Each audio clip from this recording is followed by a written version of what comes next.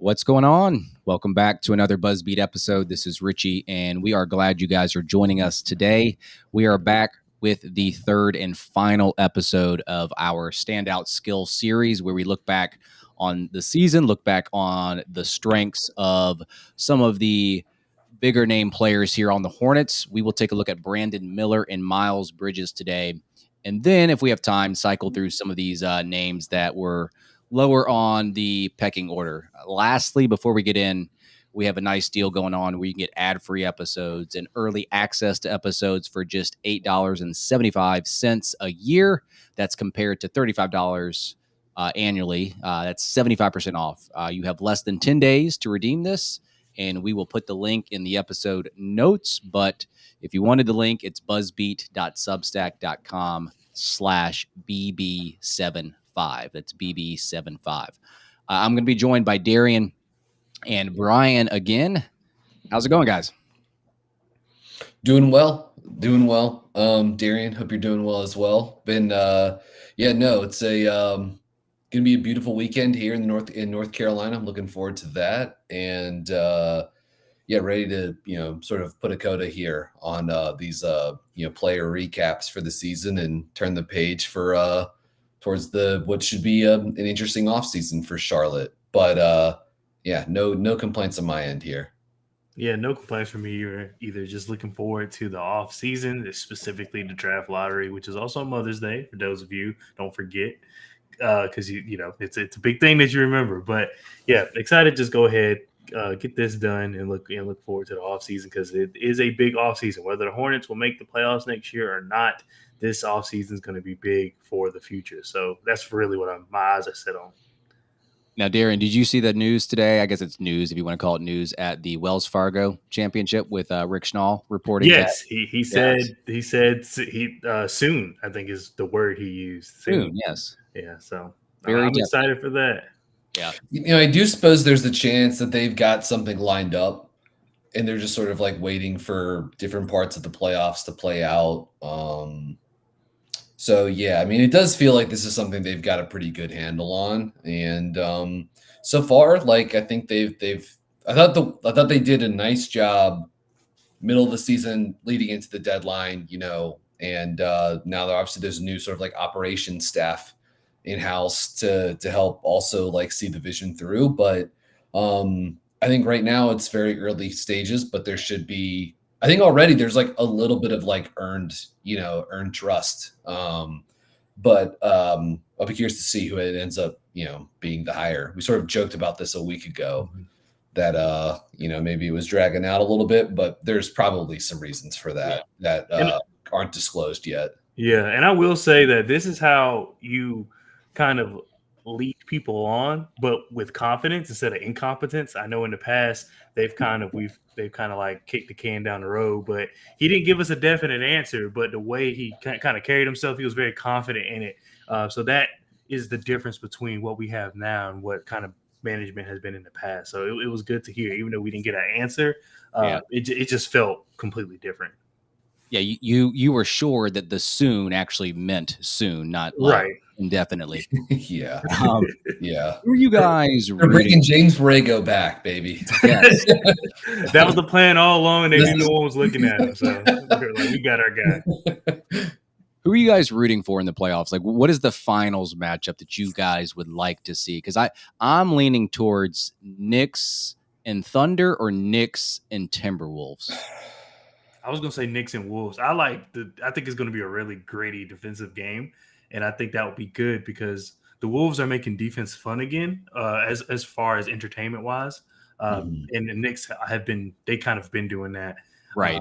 To a lesser extent and lesser names also. But yeah, that would be a really, really fun one for me. I would be cool for almost any team coming out of the West. Seriously. Like I find all of them to be pretty like fun and compelling. Loved watching Oklahoma City's performance against Dallas last night. I've been like kind of enthralled with Minnesota all season. And I mean, it is kind of amazing to see where they are because I think really the nadir for them this year was when Charlotte beat them middle of the season, like right before some of those trades. Was that the last Rozier game or one of the last Hayward games. It was somewhere along the line there. That's where it seemed like everything was kind of coming unraveled, right, for them. But it's a long season. They got it going again, and even once Cat went down, Ant sort of jumped a level. So I found them to be like the most compelling team so far. What they're doing to Denver, the defense, how they've just ripped away like the Jokic Murray 2-man game, all of Denver split action with Jokic initiating in the high post. So impressive. And then Richie, I will say we did a pod back in like probably November, after one of the Hornets work games. And I remember we talked about, we were sort of, I would stop short of saying that we were gushing about New York, but we sort of talked about how much fun we had watching them and how it was sort of, we could see why like, Knicks fans were like, should be hyped about the team. And at the time, RJ Barrett was still there, it was months before they made the move for Anunoby. So they're a different team now. And Brunson's obviously jumped levels since then too, but they play with a style that I think if you're a fan of the team, you can like really wrap your arms around because they just sort of like embody a lot of things that like have to do with like the spirit of the game. So, but I think if I had to pick, I think I would go Boston, Minnesota. Boston. Okay. If I had to pick a match, because like I think they're the best team in the East, and so because of that, I kind of want. It's like ultimately, I want the playoffs. Like as much as like different narratives are interesting or cool, I do kind of want like to see the best play the best. And right now, I mean, it looks like Boston, Minnesota, but a lot can change, and I don't want to shortchange Oklahoma City because they've looked pretty awesome so far as well.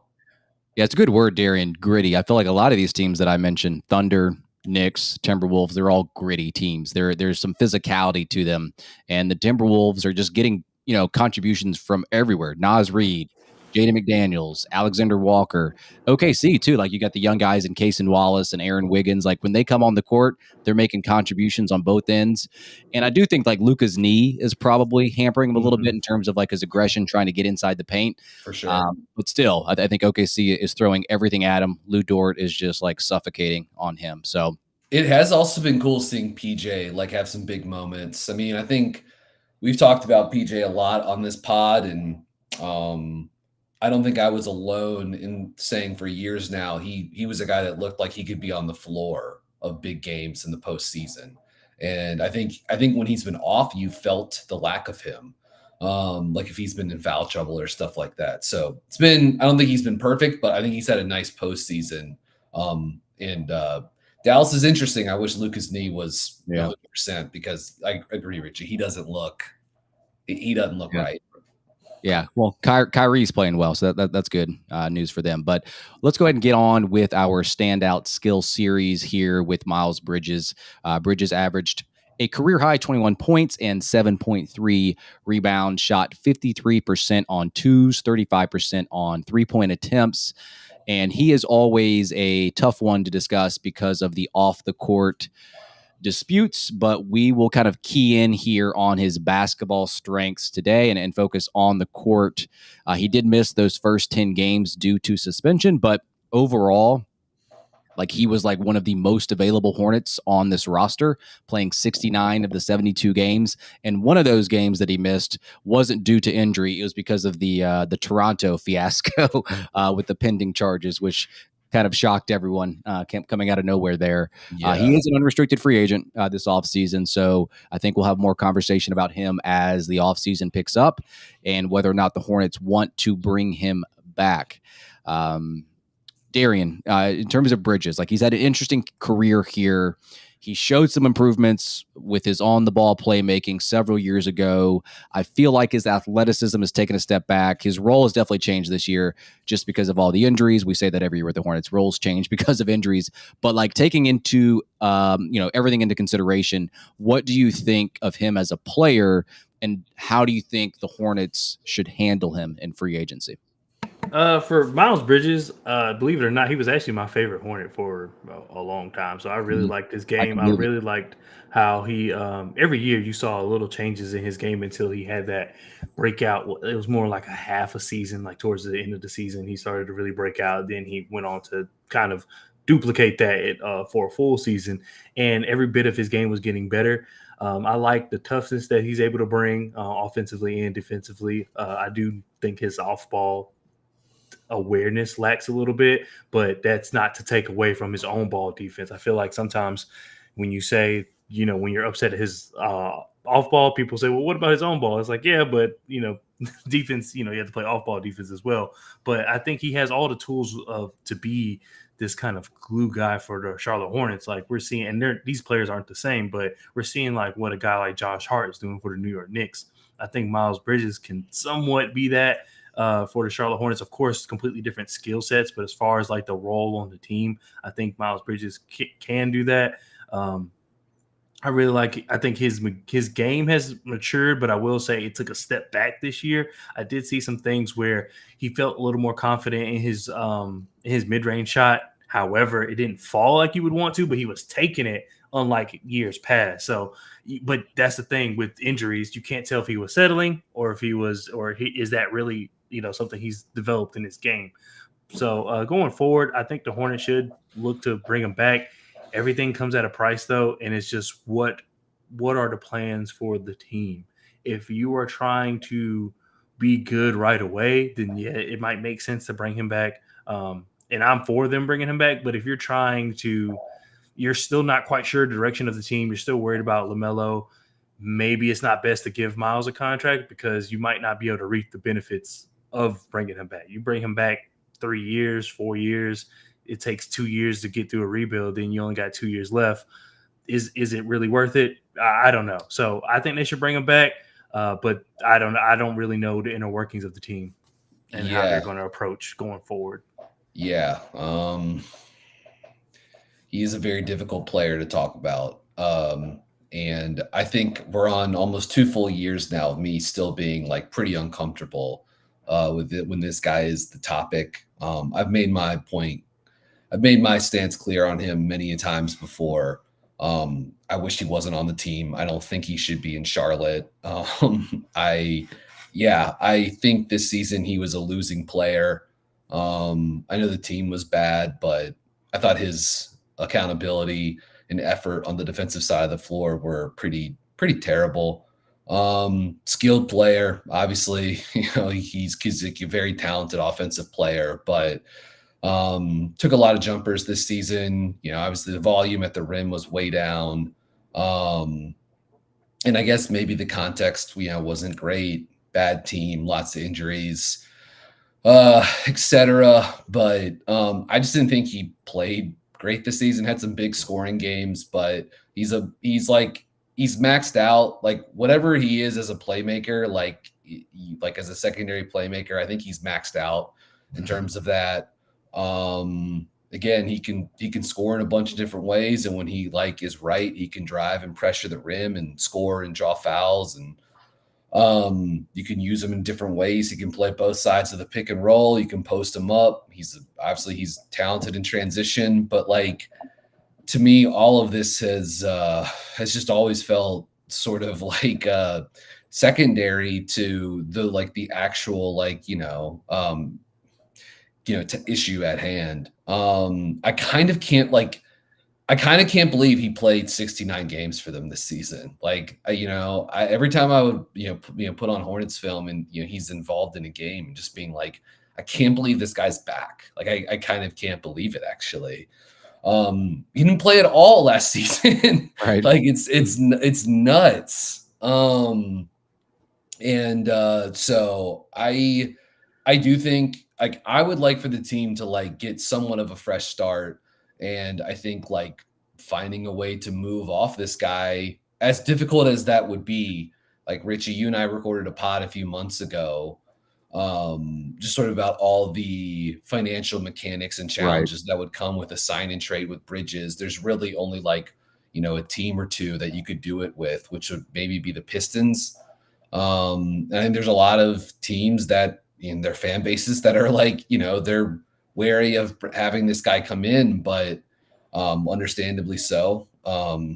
He's the track record speaks for itself. It doesn't seem like he's a very good person away from the basketball court, but he's in the prime of his career. He can score 20 points per game. And He's a talent, so I'm sure he's going to be someone in demand this offseason, and I wouldn't be surprised if he was back in Charlotte. Yeah. There's a comment here saying letting him walk for nothing is crazy, which, there's a point to that. But, the sign and trade option, which Brian is referring to, there is going to be a limited number of teams available because of the complications of the base year compensation and the new contract that he would sign.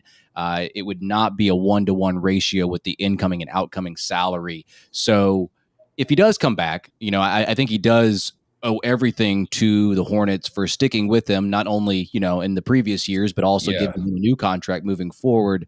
And he's really got no room for error at this point. And he knows that. I think he knows that. But, switching it back to his on the court play. And Darian, you mentioned this, Brian, you mentioned this in terms of the mid-range shot and how whether or not it's settling, whether or not it's the context around it, whether or not it's him wanting to add that to his game. But part of me wonders if not that it was a decision made by him, but maybe, in my opinion, the lack of burst in terms of getting to the rim prevented him from doing that. And so I do think there was a part of me that wondered if he did settle. 2 seasons ago, he was averaging under 1 attempt from the mid-range. This year, he was taking like 2 attempts per game. And to your point, Darian, only shooting 35% on those attempts. And with the rim attempts, he was like in the 96th percentile in terms of how often he was getting there and attempting shots there. He was averaging over 8 points per game at the rim.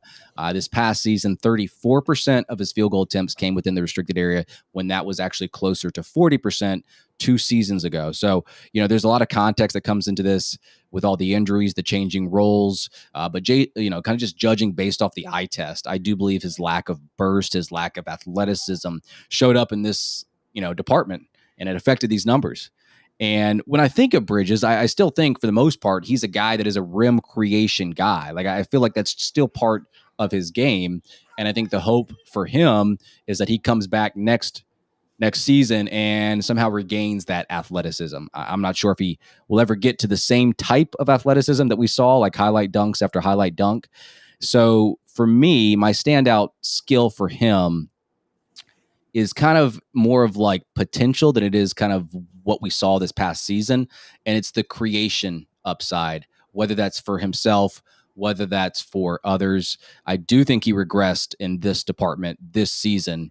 But because of the situation, I just kind of have to adjust the way that I look at things. He has shown the ability to create shots at the rim. He has shown ability to get others involved. And he's going to get high value attempts as well in terms of whether that's passes at the rim or passes from behind the arc. So that's kind of where I land with Miles Bridges. I struggled with this one because there's a lot of areas this season where he regressed a lot. And maybe that was to be expected because he had a year off, and maybe that was to be expected because of the fact that he had to play a bigger role this year on both ends of the court. So, hats off to him for being available. But in terms of like the on the court stuff, my skill is more based off of like what he did 2 seasons ago or 3 seasons ago, and then more about like potential as well. So I'm going to say creation upside for him.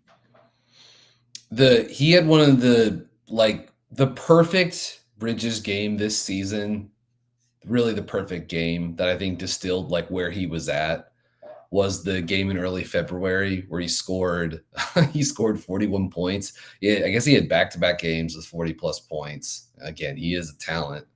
But the game against the Lakers, 41 points in 40 minutes, and got 0 rebounds, which is just I don't think he was a winning player this year. And that goes sort of beyond the fact that the team wasn't very good. That said, I guess to sort of just like piggyback off what Richie was saying is just that he can be a pressure point, with his ability to drive, with his ability to post up. The Hornets used him a lot this season. Same with Hayward before the deal, and they used Grant Williams in this role.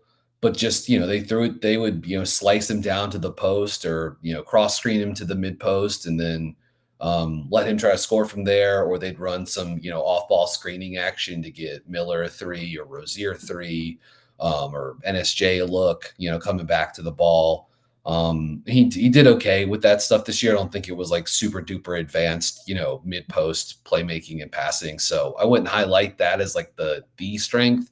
But yeah, I just think it's the fact that like even if he wasn't quite the same athlete, Mhm.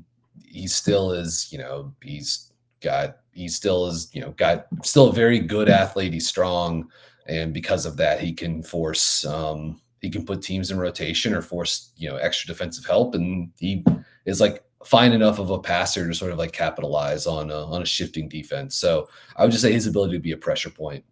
What about you, Darren? So mine surprisingly is his rebounding, but I will say that it's Miles Bridges is a player where he turns it on and turns it off, and I feel like that can really be said for anybody. I don't think that's particularly to him. What I do like about his rebounding is that a lot of times, as I think I mentioned it last podcast, where Nick Richards has 3 rebounds, and then you look, Miles Bridges has 12.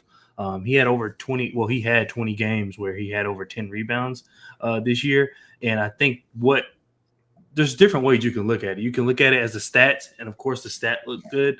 But if you kind of watch the game, you do realize that we have other guys who kind of maybe just stare at the ball. If and just watch it go by. He's a good. He goes for the ball when it's a long rebound. He does kind of sit in the paint and try to get the boards that way. And I'm not saying he's like didn't describe him in the rebounding, but in a team like this where if your centers aren't rebounding and it's not LaMelo, we're not getting rebounds. And then how often do you want LaMelo, kind of especially back-to-back seasons, how often would you really want LaMelo down there trying to get boards? Not too often. So this is where guys like Miles Bridges comes into play, because Grant Williams, we also know, is not that he's not that, I wouldn't say talented of a rebounder, but he's not really in position to get the rebounds. He's more of a box out guy, let somebody else come get the rebound. So we had to rely on someone like Miles Bridges to do that. And with him being able to rebound, that allows us to kind of go up the court, and you never know what he can do. If Miles Bridges does, we can just assume that he may go back to how he was previously, only because I feel comfortable projecting that, because it wasn't like it was an injury. He just didn't play. I feel like if you get Miles Bridges from before, there's no telling what he can do once he grabs the ball off the rim. He can run the floor. He can find an open person. He can take it to the rim himself if he has his explosiveness. But that's why I really like his rebounding, because it's something that lacks on his team, even from our bigs, and I think he does a pretty good job of it. However, it's one of those things where it's obvious that it's effort with him. I know we're talking about the highlight skill, Right. but the low light skill in saying my highlight skill is that you can 100% tell it's effort. That's why he does, as much as he's had games where he had 15 rebounds, he does have those games where he only has 0, or he has 0, or he only has 1. So that's going to be the thing with him. Winning fixes that, but I'm not one of those people who like to say, who like to ignore it and say when we win it'll fix itself, because it doesn't always end up that way. But that's just kind of my hope for him. If he can continue being a good rebounder, hopefully our bigs rebound a lot better too, because that will kind of help him out and help out the team. But we'll see going forward. I think he's dangerous. He could be dangerous, getting the rebounds, going up the floor in a fast break, if this team continues to want to run. I mean, I think the coaching is going to have a part in that as well. If we're not running anymore, it kind of takes away from that. Yeah. All right, let's transition over to Brandon Miller. Miller averaged 17.3 points, 4.3 rebounds, 2.4 assists in his rookie season, shot 50% on twos and 37% on threes. And he finished third recently in the Rookie of the Year voting, which we probably expected to happen. I think that's probably where he belonged. I don't know if you can really make the case about Holmgren, because he was very impactful on both ends of the court on a winning team. Very good pick and roll big, very good rim protector. Like, he did so much to help that Thunder team win games. And I do kind of push back on the thought, though. Like, I don't know what you guys feel about this. Like, he's technically a second year player, but I've heard some people say something to the effect of, well, there's no benefit in him sitting out because of injury in his first season. And, that has no real bearing on his performance this year. But I don't.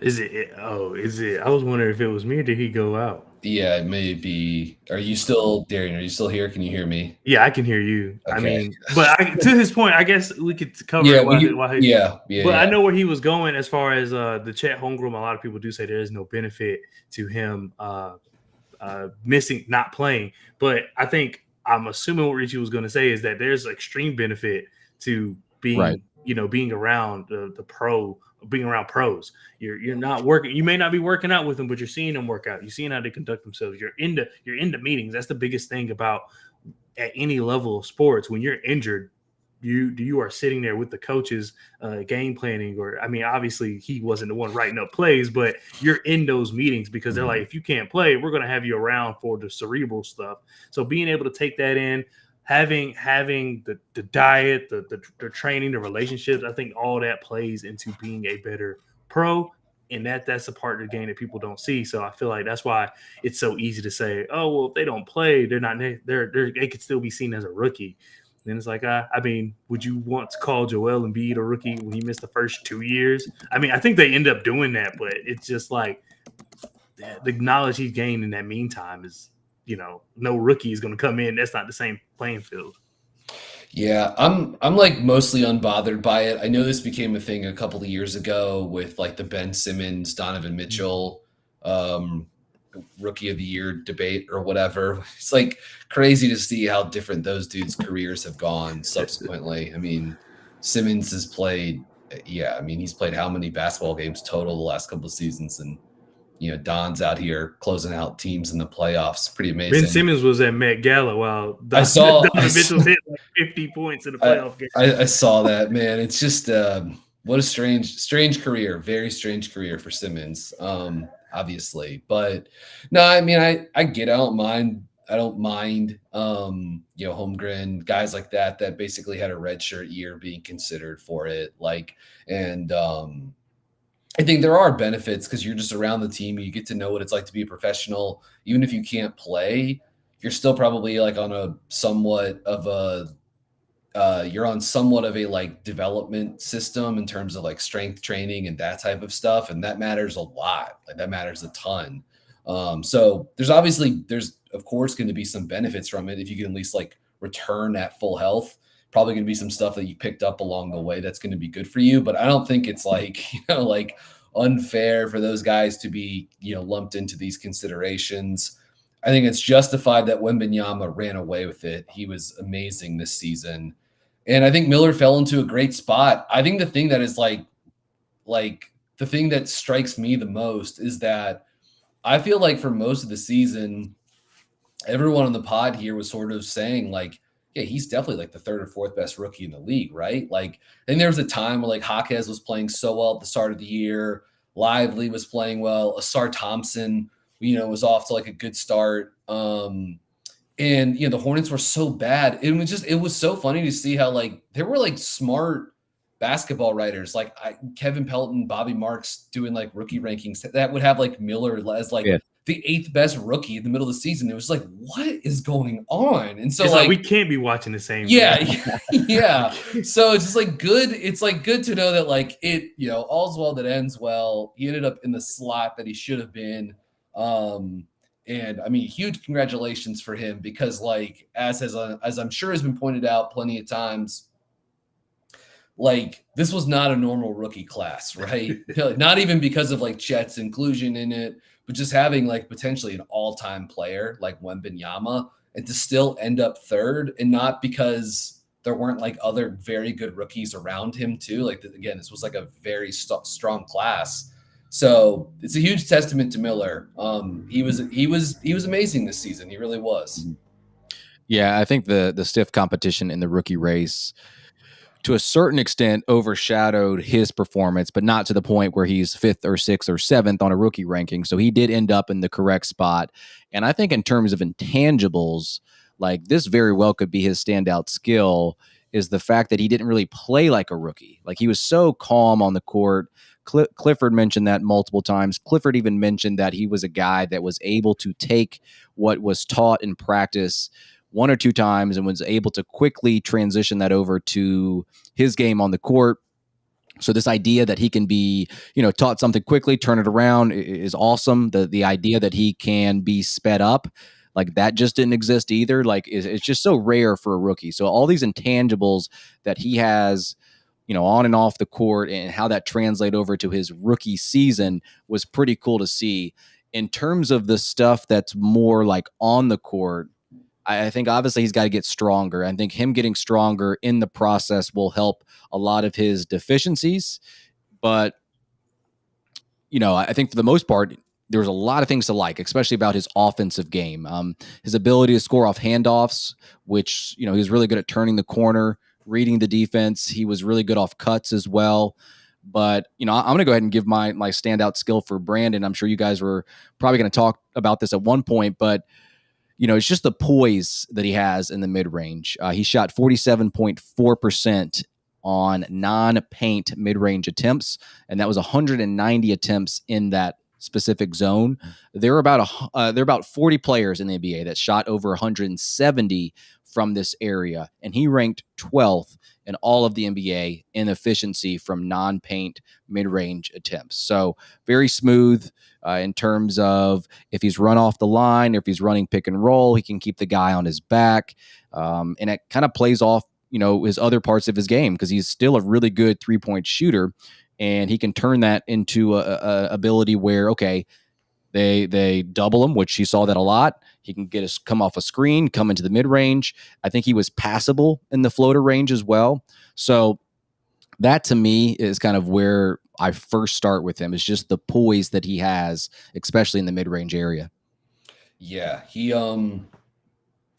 I was so impressed with how he showed up to like get rolling in the preseason, because I thought summer league was like a little tough for him. Had some good moments in Sacramento and Vegas, but I really thought it was like when preseason started, and all of a sudden it was like, whoa, he belongs. And he's playing with veterans, and like you could see that, like, Hayward liked playing with him, Rozier liked playing with him. That stuff I think matters. And early on, he's really playing this sort of like off-ball role, spot up, cutter. It felt like he was getting a lot, like a dunk every other game, just being in the weak side corner and cutting baseline. If Charlotte was running like wing pick and roll or something like that, LaMelo would find him, Hayward would find him. He's making the extra pass. He's closing out on guys, just like checking all the like boxes, where it was just immediately, it was like, oh, this guy's playable already. Like, you can just trust him to guard some different positions. You can trust him to be in the right spots generally on defense.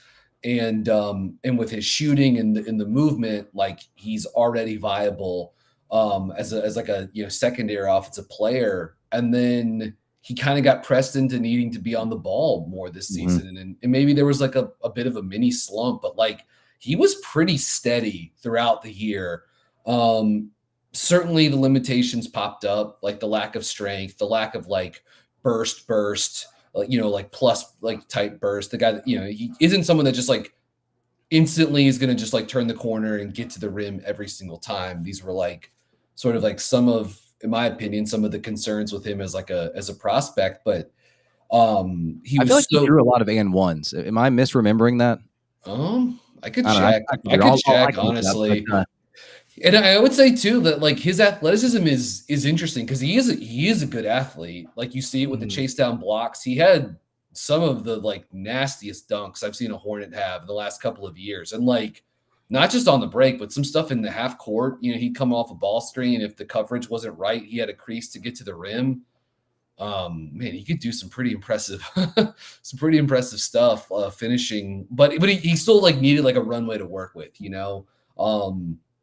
when stuff would sort of like bog down and kind of like get the grimiest for him. It's when he was dealing with, some pressure and some strength and some physicality in his face. And that seemed to usually produce like just either like the pass out to someone else, or him kind of throwing up these sort of clunky, half runners from 10 to 15 feet or 10 to 17 feet or 8 to 15 feet, like whatever the distance is. But like when he was able to just like set his feet and get to that pull up, I mean, it was super reliable already. That mid-range scoring is like, that is the province of all-star players, like they're the ones who get to take those shots. And so the fact that like, I know the team was bad and they needed someone to eat up those reps, but the fact that he could do it and do it well, really interesting. I think he's like a pretty consistent shooter and scorer, but like he also has some games like the Orlando game late in the year where he just he gets red hot. And like it's really fun because then all of a sudden, because he's such a malleable offensive player, you can put him in, such a good handoff player coming off screens, just like the movement skills. All of a sudden the playbook opens up and you're just like, well, you're just thumbing through it. What do we want to call for this guy next time down the court? Like would be a very fun guy, I bet, to like scheme stuff up for, especially once when he has it rolling like that. And then I thought down the stretch, once Misic and Mann were in town, those guys are sort of like taking on more of the ball handling roles. It sort of allowed Miller to still be on the ball a lot, but kind of settle back more a little bit to some more spot up looks, more movement, motion type stuff. And I thought that blend was really, really good for him. For me, like I thought his strength, honestly, like my favorite parts for him, because he did so much stuff well offensively this season, and he's got like, we'll see if he can become stronger. We'll see if he can become a more manipulative passer. I think right now he's like a pretty solid, station to station guy, and he can pick out guys on the dive and that type of stuff, pick out cutters. But for me, I think my favorite part of watching him this season, the skill that stood out the most, was I really liked when the Hornets would get him in the action and then it would flow into a screen or flow into a handoff that then would allow Miller to not just catch and shoot, but sort of like read the floor. Like he can catch and shoot and go quickly, but it was kind of nice when like he would they drum up a small amount of advantage for him, run him into a screen, run him into a handoff, then give him the ball and let him make a play. And I thought he was like pretty good. I just thought it was a nice way to like blend his skills, both as like a 6'9", 6'8", 6'9" movement shooter, or a 6'8", 6'9", pick and roll, like tall jumbo, pick and roll operator. And his ability to sort of like toggle both. It's just fun when you can find ways to like kind of blend both of those things at the same time. Man, he was just incredible. I had a lot of fun watching him play this season. He was certainly like the highlight of covering this team. It's like not even close, in my opinion. And I'm excited to see what year 2 looks like for him. And we've talked about this before on the pod. Someone in the comments mentioned it too, just like his leadership, that being like a strength of his. Like, it's going to be interesting to see. Like, I'm very excited to watch he and LaMelo play together. And I don't think we're anywhere close to it having to be like, whose team is it? Like, they're bad. The team is bad. Like the team belongs to losing at the moment. But like, so I just think there's a chance for those guys to like, to sort of like grab it together and share it. But I like having a guy like Miller who is uber competitive and focused. I think that's a good, and he's young too. I think that's a good guy to have like next to LaMelo, not just from like a talent standpoint, which is obvious, but just like there's a mentality component too that I think could maybe hopefully get LaMelo to a different level. I hope LaMelo is also home seeing what Anthony Edwards is doing. And I mean, it's maybe not a fair comparison because Edwards is just physically so special, but just like, there was a time where like LaMelo was considered, higher up, and I think Edwards probably had a higher ceiling just because of his athletic traits and stuff like that. But I would just seeing a guy like Ant who's morphing into like a top 10, 12, 15 guy in the league, like, I don't know. I'd be curious to know like how LaMelo is processing this and what that means for him in terms of the offseason. So, but we're talking about Brandon Miller. So yeah, highlight skill. I would say it was the movement aspects that flowed into him getting to like, work on ball. Gotcha. Let me just share this real quick, Darian, before you get your standout skill. And I've got to run here soon. So we will wrap up here with Brandon Miller and Darian's thoughts. But I looked up the and ones for the Hornets, and the leader was Miles Bridges, also on this episode, and Brandon Miller was behind him at 26 and one. So not a crazy amount, but there's probably a couple stretches where it felt like he was just getting and ones almost every game.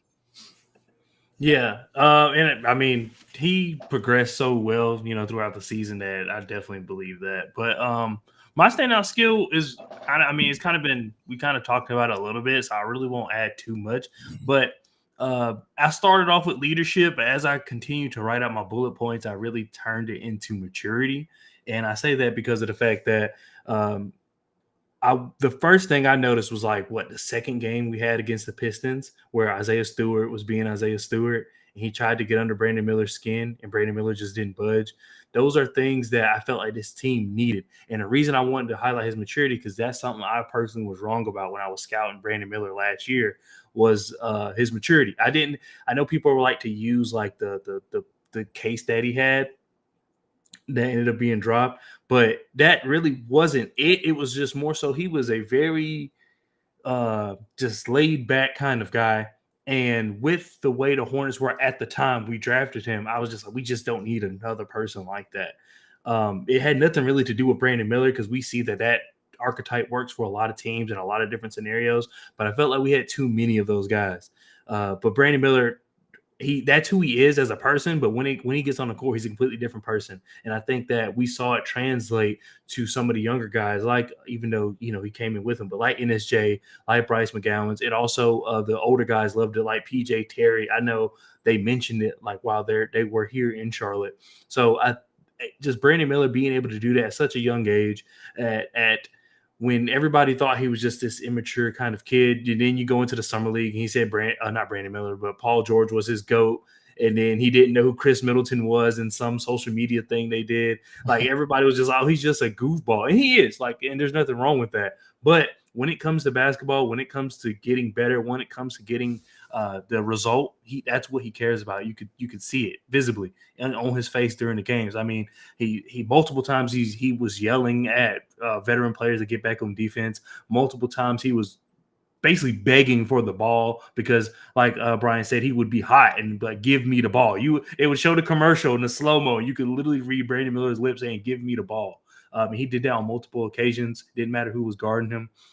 And I just think that's something we needed. I know there was a big debacle in the middle of the season about who's the leader, LaMelo or Brandon Miller. To me, it doesn't really matter, but it always helps to have a guy who is just not afraid to speak his mind, but also can be buddy-buddy with you. It doesn't matter if he's the number 1 leader, the number 5 leader, but no matter where he's at, it always helps to have that guy like that. And as much as he's done well on the court as far as just his basketball skill, which I think everything you could say about Brandon Miller coming in, I think he showed you that and more with the shooting. People judge the mid-range. He came in and he showed that he was able to do that. But I think just the intangible things of just about his personality and maturity is really what I like most about him, because it's just night and day compared to what it was kind of rumored to be coming into the season. And we desperately needed it. We still do. Yeah, very good. Well, because of time, we will hold off on some of the minor players that we were going to do on this episode. But if you really want some NSJ talk or Bryce McGowan's talk, just go pester Brian or Darian on Twitter and let them know what you think about their highlight skills of the season. So we wanted to thank everyone that joined live on the video version, and also the people that are listening on the audio version as well. We hope you guys like this series. We've officially tied a bow on the 23-24 season, and we can now switch gears to the offseason and draft coverage, Brian's favorite part of the year. So the lottery is Sunday, and we will have some kind of coverage in some kind of capacity of that. So stay tuned. For Darian and BG, I'm Richie.